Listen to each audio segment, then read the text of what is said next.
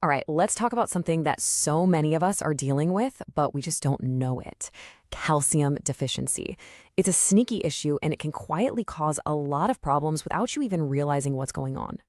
You know what I'm talking about, right? That sudden, agonizing leg cramp in the middle of the night? Or you look down and your nails are splitting again? You probably just brush it off, right? Just a random annoyance. But what if it's not random at all? What if those little things are actually signals? Tiny little warning lights on your body's dashboard telling you that something much bigger, something deeper is going on. Today, we're going to learn how to read those signals. So let's get right into it. Most of us hear calcium and we immediately think strong bones. And yeah, that's true, but that's not even half the story. Calcium is playing some seriously critical roles you might have never even heard about. I mean, just look at this from the National Institutes of Health. It's not just for bones. It's essential for your muscles to contract, for your nerves to fire off signals, even for your blood vessels to work properly. It's an absolute superstar mineral. And here's where it gets crazy. Your body is so smart, it has a survival mechanism. It needs a certain amount of calcium in the blood at all times for your heart and nerves to function. If it's not getting enough from your diet, it goes into crisis mode and starts to literally steal calcium from your bones. This condition, that's what we call hypocalcemia. Okay, so how does this problem start to bubble up to the surface? Let's talk about the first clues, the things you can actually see with your own eyes and feel in your own body. This is usually ground zero for symptoms. See, calcium is like the gatekeeper for your muscles and nerves.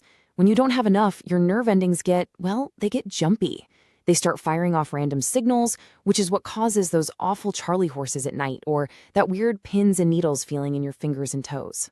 Now, remember how your body steals calcium from your bones? Well, it also starts rationing it, and it pulls it from places it considers, less important for immediate survival.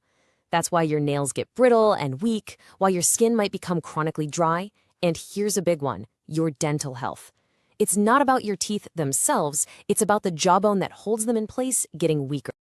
So we've talked about the physical stuff you can see, but some of the most frustrating symptoms are the ones happening on the inside, the ones we so often blame on stress or just being busy. We're talking about a level of tired that sleep just doesn't fix. A kind of brain fog that makes you feel forgetful and confused. Why? Because every single cell in your body needs calcium for energy, and it's also crucial for releasing brain chemicals like serotonin that regulate your mood. So low calcium can directly lead to low energy, a foggy head, and can even make PMS and mood swings feel a whole lot worse. And this is what we really need to pay attention to, because the most serious damage from calcium deficiency happens completely silently. You don't feel a thing until one day it's a massive problem. I love this analogy of a savings account. Think of your bones as your calcium bank. Every day your body needs to make withdrawals for your nerves and muscles. If your dietary income of calcium isn't enough to cover it, you dip into your savings, your bones.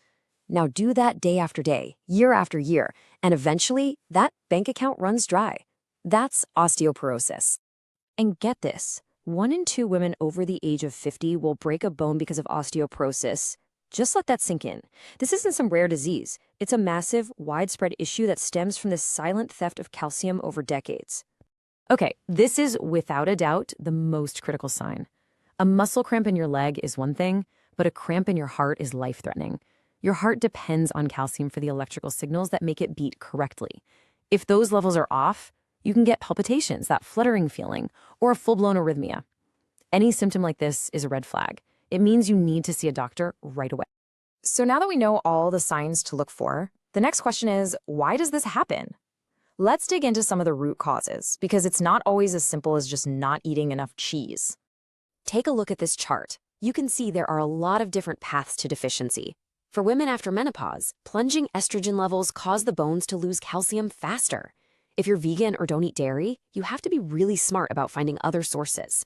And for anyone with gut issues like Crohn's or celiac, you could be eating plenty of calcium, but your body just can't absorb it. See if any of these sound familiar to you.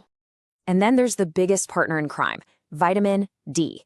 This is so important. You can eat all the calcium in the world, but without enough vitamin D, most of it is useless.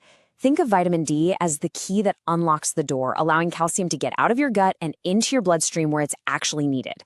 They're a team. You can't have one without the other. Okay, we've gone through the symptoms and the risks. Enough of the scary stuff. Let's pivot to the solutions. What can you actually do to get your levels back where they need to be, safely? The best approach is always food first. Your body knows what to do with nutrients from whole foods. The goal is about 1,000 milligrams a day, or a little more for women over 50. And it doesn't just have to be dairy. Don't forget about amazing sources like canned salmon and sardines, as long as you eat the tiny, soft bones, or plant-based options like tofu and dark leafy greens like kale. Now, if getting enough from food is a real struggle, supplements can help, but you need to know what you're buying. You'll mostly see two types, carbonate and citrate. The big difference is that carbonate is cheaper, but you have to take it with a meal for your body to absorb it. Citrate is a little easier on the stomach and you can take it whenever, which makes it a better choice for a lot of people. And a huge word of caution here, more is not better. You really don't want to go over 2,500 milligrams a day from all sources combined, food and supplements. Too much can cause its own problems, like kidney stones. So, don't go crazy. Balance is key. So if we boil all this down to one single message, it's this. Please don't wait for a broken bone to be your first wake-up call. If any of these signs and symptoms we've talked about are hitting a little too close to home, the next step is to talk to your doctor. Get checked out. Because at the end of the day, your body is talking to you all the time. In whispers, in nudges, in those little cramps and brittle nails. It's sending you signals. The only question is, are you ready to stop and listen?